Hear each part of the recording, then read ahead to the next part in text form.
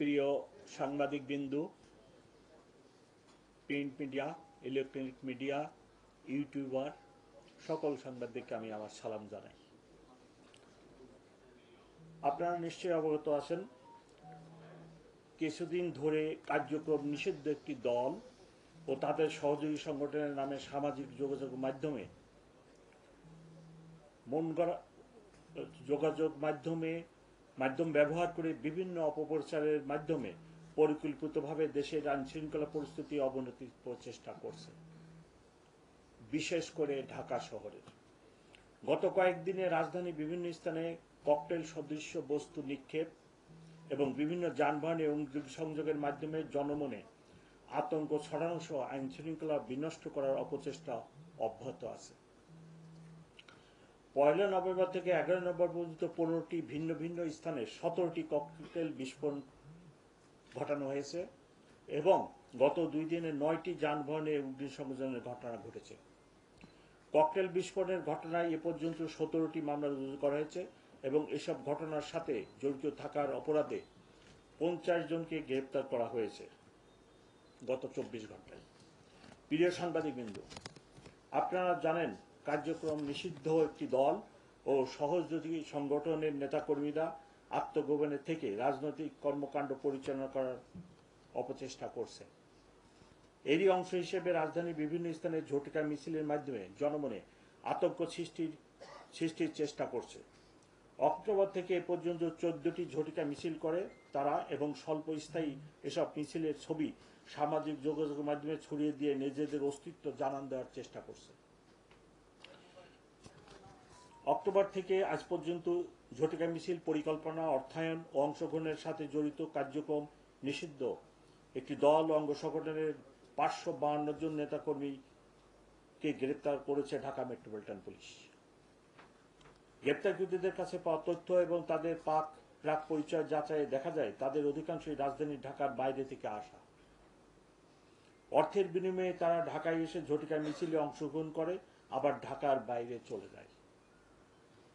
গত কয়েকদিনে রাজধানীর বিভিন্ন স্থানে ককটেল বিস্ফোরণের সিসিটিভি ফুটেজ বিশ্লেষণ করলে দেখা যায় হেলমেট ও মাস্ক পরে তারা ভোরবেলা বা দিনের ব্যস্ত সময়ে টার্গেটকৃত স্থানে ককটেল বিস্ফোরণ করে দ্রুত ঘটনাস্থল ত্যাগ করে। অনেক ক্ষেত্রে তারা এসব কাজে অপ্রাপ্ত বয়স্কদেরও ব্যবহার করছে।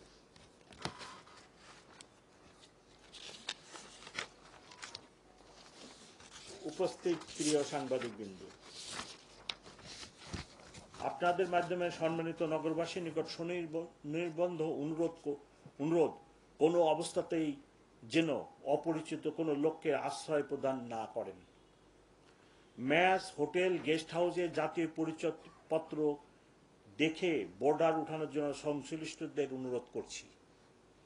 এছাড়া আপনাদের নিজ নামীয় মোটরসাইকেল বা যানবাহন অন্য কাউকে ব্যবহারের জন্য বা ভাড়া প্রদান করার আগে কোনো দুর্বৃত্তের হাতে চলে যাচ্ছে কিনা দৃষ্টি রাখবেন। আপনার এলাকায় কোনো আগন্তুককে দেখলে বা সন্দেহজনকভাবে ঘোরাফেরা করতে দেখলে তার দ্রুত নিকটস্থ থানায় অথবা 999-এ অবহিত করার জন্য অনুরোধ করছি। পরিবহন মালিক শ্রমিকদের প্রতি আমাদের অনুরোধ, কোনো অবস্থাতেই আপনাদের যানবাহন অরক্ষিত অবস্থায় রাখবেন না।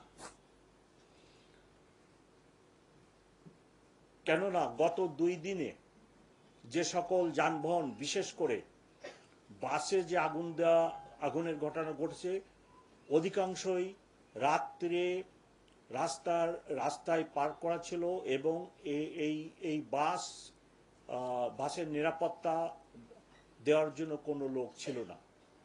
যদিও আমি গতকাল এবং গতকালের আগে গত পরশুদিন বাস মালিক এবং শ্রমিক নেতাদের রিকোয়েস্ট করেছি যে আপনারা বাস পাহারা দেওয়ার জন্য ব্যবস্থা গ্রহণ করবেন। তদুপরি 1-2টি জায়গায় বাস অরক্ষিত ছিল এবং এই অরক্ষিত বাসে তারা আগুন দিচ্ছে। আরেকটি বিষয় লক্ষণীয়, সেটা হলো যে যেসব বাসে প্যাসেঞ্জার কম, 3 জন, 4 জন বা 5 জন প্যাসেঞ্জার, সেগুলোতেই তারা টার্গেট করছে। যে বাস ভর্তি যাত্রী ছিল তাদেরকে সেই বাস তারা টার্গেট করে নাই। প্রিয় উপস্থিতিবৃন্দ, ছাত্রজনের সফল অভ্যুত্থানে 5ই আগস্ট আমরা স্বৈরাচার মুক্ত হয়েছি। আজকে যারা সুপরিকল্পিতভাবে নাশকতার চেষ্টা করছে তা প্রতিরোধের জন্য আমরা জনগণের সহায়তা চাই। এদেশের জনগণ, ঢাকাবাসী অতীতে স্বৈরাচার পতনের জন্য যথেষ্ট ভূমিকা রাখে এবং জনগণই প্রতিরোধ সৃষ্টি করে রাখে। যে ধরনের নাশকতা কর্মকাণ্ড শুরু হয়েছে, এই নাশকতা আমি মনে করি যারা করে তাদেরকে প্রতিহত করবে ঢাকাবাসী, এবং ঢাকাবাসীর কাছে আমার সনির্বদ্ধ অনুরোধ, ওনারা আমাদেরকে সাহায্য করুক, ওনারাও প্রতিরোধ সৃষ্টি করুক, আমরা ওনাদের সাথে আছি।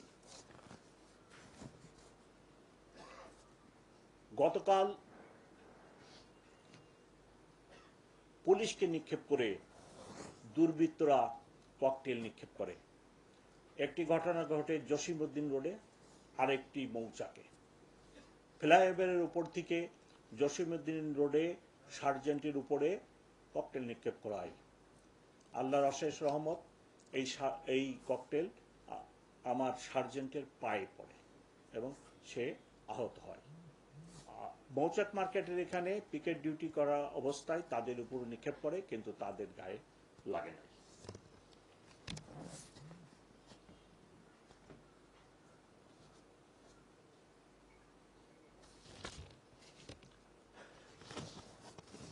এই দুর্বৃত্তদের প্রতিরোধের জন্য আমরা যেমনটি নগরবাসীর সাহায্য চাই, তেমনি আমাদের সাথে এই দুর্বৃত্তদেরকে গ্রেপ্তার এবং আইনে সোপর্দ করার জন্য বিগত 1 বছরের বেশি বাংলাদেশ আর্মি, বিজিবি এবং বিভিন্ন গোয়েন্দা সংস্থা সহযোগিতা দিয়ে যাচ্ছেন। আমি বক্তব্য বাড়াতে চাই না। সর্বশেষ আমি আপনাদের এবং ঢাকাবাসীর সাহায্য কামনা করি। সামাজিক যোগাযোগ মাধ্যম খুবই শক্তিশালী এবং বর্তমানে আমরা একটি মিডিয়ার জগতে বাস করি। আপনাদের কাছে আমার রিকোয়েস্ট, এমন কোনো ভিডিও বা কিছু সামাজিক যোগাযোগ মাধ্যম বা আপনারা কোনোভাবে প্রচার করবেন না যেটা ঢাকাবাসীর কাছে ভুল তথ্য বহন করে। আপনাদের সাহায্য ছাড়া ঢাকা মেট্রোপলিটন পুলিশ ঢাকাবাসীকে সেবা দিতে সক্ষম হবে না। তাই সকলের নিকট অনুরোধ, আসুন সবাই মিলে আমাদের যে একক উদ্দেশ্য দেশবাসী ঢাকাবাসীকে সেবা দেওয়া, সেই কাজে নিয়োজিত থাকি। আপনারা কোনো তথ্য পেলে আমার এই মিডিয়া সেন্টারের ডিসি মিডিয়ার সাথে আলাপ করে তথ্যটি সঠিক কিনা দয়া করে একটু যাচাই করে নেবেন। সকলকে অনেক ধন্যবাদ। একটু আমি কথা বলি, আমরা প্রশ্ন নিব, তবে